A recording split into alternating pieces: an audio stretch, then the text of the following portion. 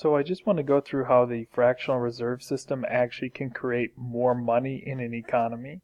So this simple example can kind of go through it and show it. So we're saying right now in this example there's $100 worth of currency.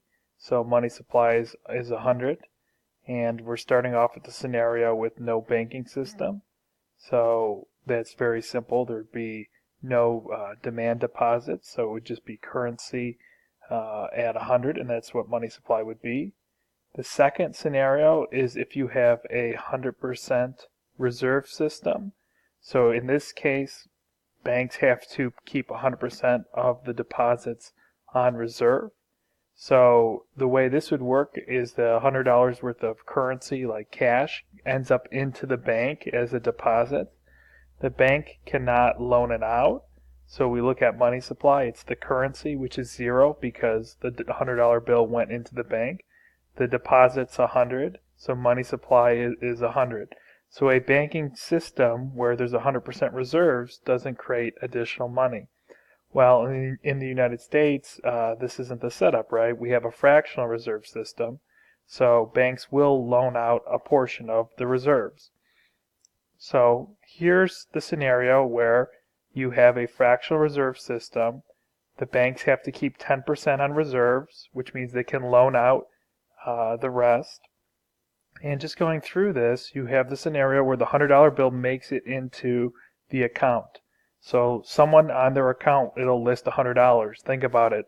They could go and buy $100 of something off of Amazon, whatever. The account balance is 100. That counts as money. But the bank now is going to loan some of that out. So now what happens is, because the bank doesn't have to keep 100% reserves, they only have to keep 10% of the 100. They keep $10 in the bank, make a loan of 90, which means someone will have $90 cash on hand. Someone's account will list the account as 100.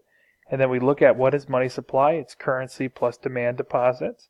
So currency, $90 plus the $100 demand deposit. The money supply is $190. So you can see how the fractional reserve system creates additional money in the overall economy. So this is kind of interesting. The way to kind of look at it as well is that credit can be created out of thin air, and credit becomes money.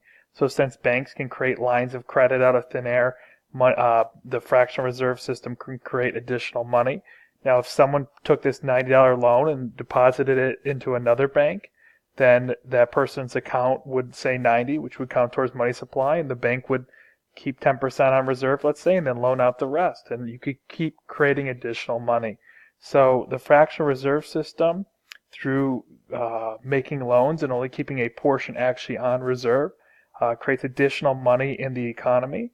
Remember, this only works because not everyone pulls their money out at once. But the banking system creates additional money with the fractional reserve system. So hopefully this clarifies the issue of how banks can actually contribute to more money in the economy, because really they can create lines of credit out of thin air. Lines of credit become money. More credit, more money, basically.